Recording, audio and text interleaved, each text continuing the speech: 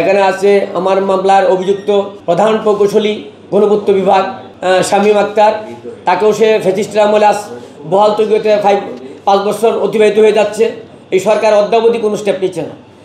এমনকি আমি বর্তমানে শেখ হাসিনা মামলার বাদী, কোর্টে আদালতে মামলা চলমান অবস্থা আছে।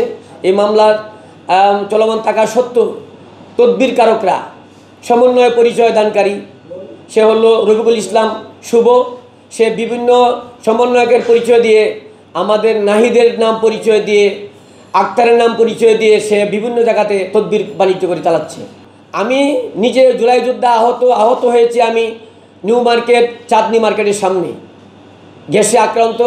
আমাকে ডাক্তার সার্টিফিকেট দিয়েছে, লিখে দিয়েছে ডিন সাহেব যে উনি হলো আহত, এইভাবে গ্যাসে আক্রান্ত হয়ে আহত হয়েছেন।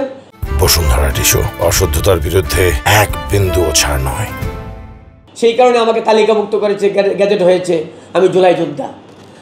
যাতে শেখ হাসিনার মামলা ফেস না করতে পারি, সেই মামলাকে প্রতিহত করার জন্যই ভয়ভীতি হুমকি থাকে। এটাই হলো আজকের আমার এই সাংবাদিক সম্মেলন। এই বিষয় নিয়ে সে লোকালি আমার এমএসকে নষ্ট করার জন্য, মামলাকে ক্ষতিগ্রস্ত করার জন্য জেলা প্রশাসকের মাধ্যমে সে আমাকে ভয়ভীতি হুমকি দেখাচ্ছে। যেহেতু আমি জুলাই যোদ্ধা, এই হিসাবে আমি এনসিপির সাথে আমি প্রত্যক্ষ সম্পর্ক থাকতে হবে। কারণ আওয়ামী ফ্যাসিস্টরা যদি আবার মাথা চারা দিয়ে বসে, আমাদেরকে যে কোনো মুহূর্তে মেরে ফেলবে, সেটাই এবং মরণ স্বীকার করেই আজকে আমি শেখ হাসিনা মামলা বাদী হিসাবে এসে দাঁড়িয়ে গেছি।